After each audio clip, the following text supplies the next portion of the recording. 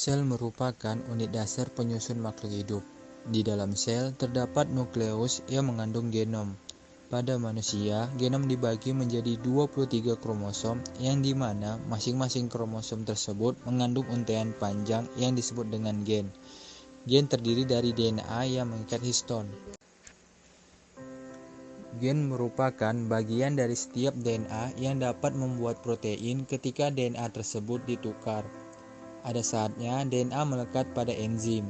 Di enzim, rantai double helix dari DNA akan terbuka melebar dan terpisah menjadi rantai DNA yang di atas dan di bawah.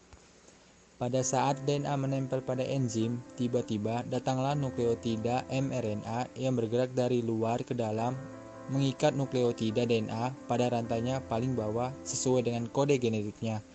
Proses peningkatan tersebut akan menyusun nukleotida mRNA menjadi rantai yang disebut mRNA. Proses ini disebut transkripsi. mRNA berfungsi sebagai template protein.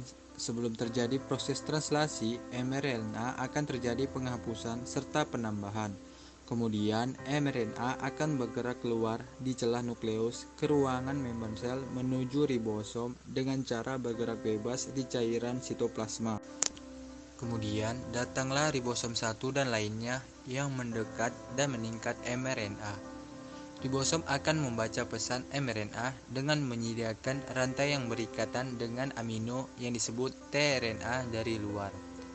Amino mengandung 20 jenis masam yang berbeda-beda yang disebut asam amino. tRNA telah menyiapkan 3 nukleotida sebagai antikodon. Sewaktu-waktu kodon mRNA akan membaca antikodon tRNA dengan peningkatan yang berurutan secara triplek. Karena tRNA dibaca triplek saja, akibatnya asam amino yang sesuai urutan antikodon tRNA akan mendorong kodon mRNA. Kemudian terjadilah peningkatan antara asam amino yang terlepas dari satu tRNA dengan asam amino dari tRNA yang baru. tRNA yang baru mendorong mRNA sehingga tRNA ikut terdorong.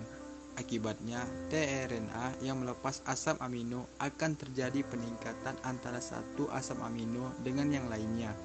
Hasilnya, asam amino yang tersusun membentuk lantai yang disebut sebagai polipeptida sehingga keluar dari ribosom. Proses ini disebut translasi.